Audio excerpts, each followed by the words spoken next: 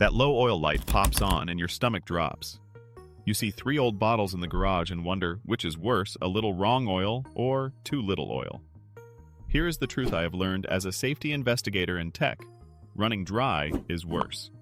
Oil is what keeps metal from grinding metal. It carries heat away. It lays down a thin film so your bearings can glide, not scrape.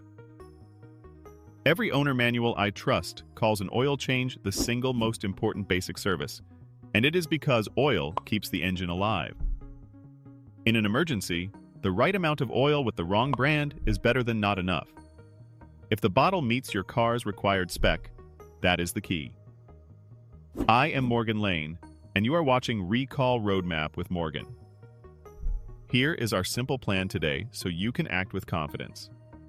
We will read labels, match specs, check viscosity, hit special cases like diesel and picky European engines, then close with the aftermath and a trunk kit. Quick tip to start. Any gasoline oil that meets API SP and ILSAC GF6 beats running low. So how wrong is mixing? Let's set the rule next. Number 1. Do not run dry, even for a short drive.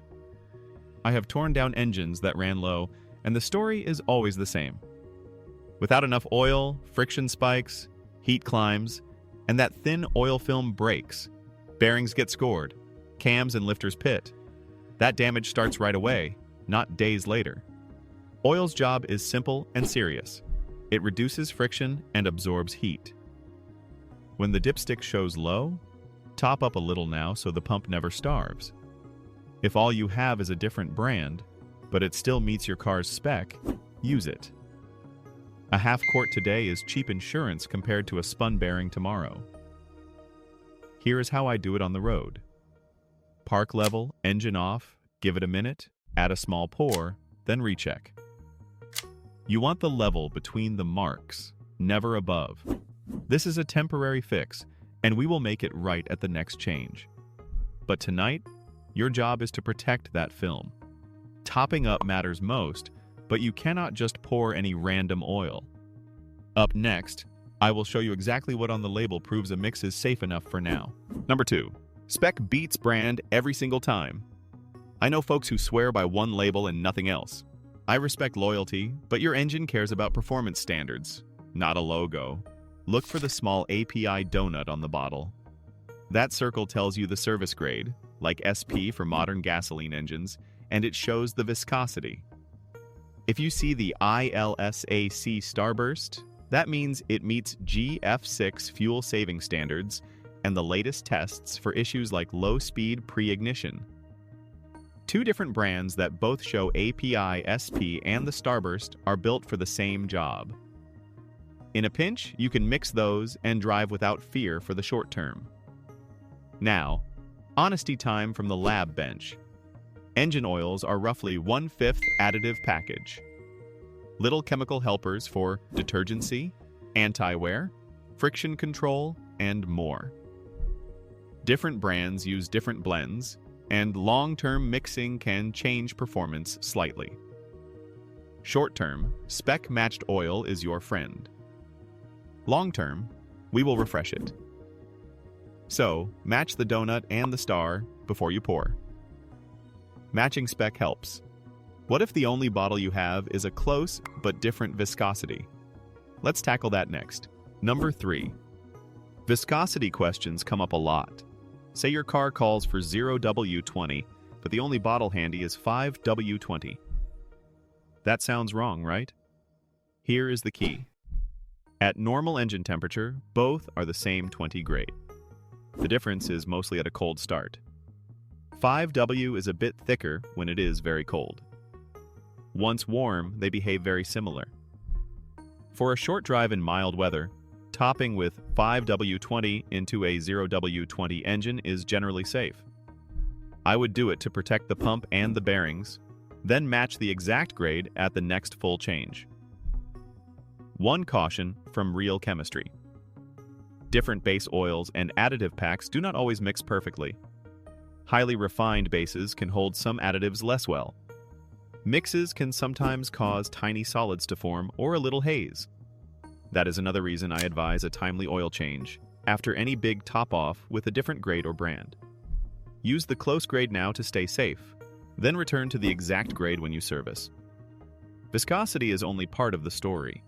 To pick the right bottle fast, you have to read the label properly. Let's decode it together. Number 4. The label is your truth teller.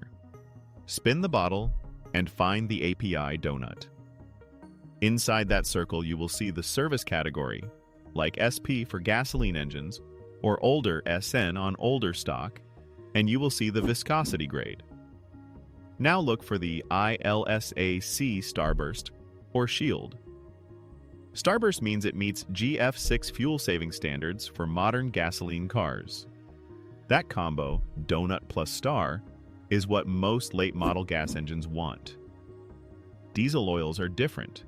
They use API C-series ratings like CJ4 and often do not show the starburst. European oils may also wear little code blocks like VW50400, Mercedes 229.51, or BMW LL-17. If your manual calls out one of those, you need to see it spelled out on the bottle. No symbol, no approval. With those basics, you can grab the right quart in seconds. If this helped you keep your car safe, hit subscribe for maintenance tips and recall alerts, and tap like so more drivers see this. Labels guide gasoline choices, but what about diesel oils? That is a big exception. Let's tackle it next. Number 5. Diesel and gasoline oils are not the same team. I hear the myth all the time that diesel oil is tougher, so it must be better for everything. Not so. Diesel oils are built and tested for diesel engines. They carry API-C category marks and may skip gasoline tests, like the ones that protect against low-speed pre-ignition or protect catalysts. Gasoline oils carry API-S categories and the ILSAC starburst for fuel saving. Pouring a diesel-only oil into a gasoline engine can mean you are missing the exact detergents, friction modifiers, and catalyst-friendly limits that your car needs. In an emergency, I would only use a diesel-labeled quart if the same bottle also clearly says it meets a gasoline spec such as API-SP or shows the ILSAC starburst. If it does not, I would wait or find the right oil. Or if I absolutely had to use it to keep from running dry, I would plan an early flush. So diesel versus gas have different rules. European makes add even more oil rules. Coming up, how to respect those picky approvals without panic. Number 6. European engines can be very particular. If your manual says VW50400 or 50700, Mercedes 229.51, or BMW LL-17, that is not a suggestion. Those approvals signal low SAPS chemistry, turbo and emissions system protection, and long drain stability. A generic gasoline oil that meets API, SP, and GF6 might keep the engine alive for a short trip, but it does not magically meet that European approval unless the label says so. In a pinch, I will top up with a GF6 quart to protect the pump and bearings. Then I will switch to the exact approved oil at the next service. Ignoring the right approval long-term risks clogged particulate filters, unhappy turbo bearings, and warranty headaches. The rule stays simple. Top up now to protect metal, then return to the correct approved oil as soon as you can. Even beyond European cars, some engines have special needs of their own. Let's talk classics, new builds, and bikes that share oil with the transmission. Number 7. Older and specialty engines follow older rules. Many vintage designs were built when oils carried more ZDDP anti-wear chemistry. Some engine builders still prefer a mineral-based break-in oil for the first few hundred to about 1,000 miles, so the rings seat fast and clean. Modern synthetics can work in many cases, but an early first oil change is wise. Motorcycles and some ATV engines often share oil with the gearbox and a wet clutch. Those usually require JASOMA oils that are tuned for clutch grip. A typical car oil might be too slippery and make the clutch complain. Here is my calm approach when you are not sure. If the engine is low, top up now with the closest safe oil you have to protect the metal. Then plan a full change very soon with the exact type the manual calls for, whether that is high ZDDP for a classic, a break-in oil for a fresh build, or a JASOMA for your bike. We have one more piece before we wrap. Why running mixed oils for a long time is not ideal. Number 8. Short-term mixing to save an engine is smart. Long-term mixing is not. Here is why. Engine oils are not just base oil. About 1/5 of the bottle is a chemical package with detergents, dispersants, anti-wear, friction modifiers, and antioxidants. Different brands use different chemistries to hit the same tests. When those chemistries meet, they can sometimes fight. For example, basic calcium detergents can react with some organic friction modifiers and form tiny solid salts. Highly refined base oils can also hold some additives less easily, so a mixed brew is more likely to haze or drop a little sludge over time. You may not feel it right away, but performance edges can soften and deposits can build faster. That is why my rule is simple. If you had to add a different brand or a different grade to get home, good. You did the right thing. Then schedule a proper oil change soon and reset the chemistry to one matched package.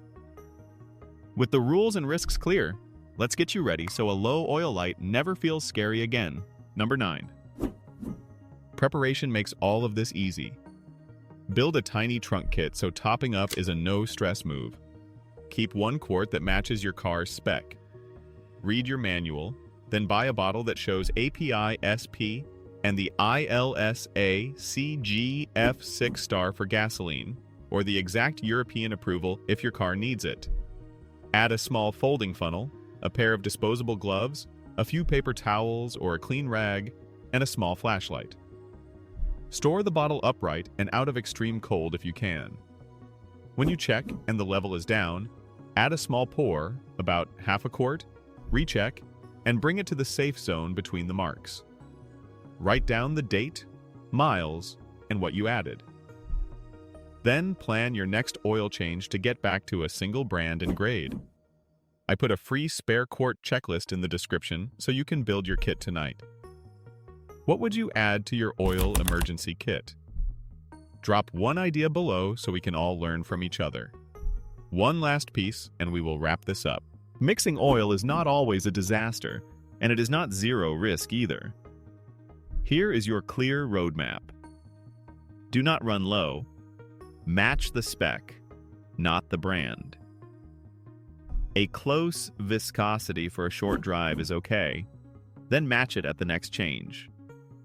Read the API donut and the ILSAC starburst.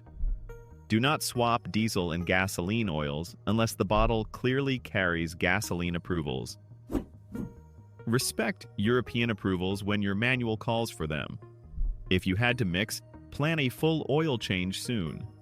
Carry a quart, a funnel, gloves, and a rag so you are always ready. We just confirmed the promise of the title.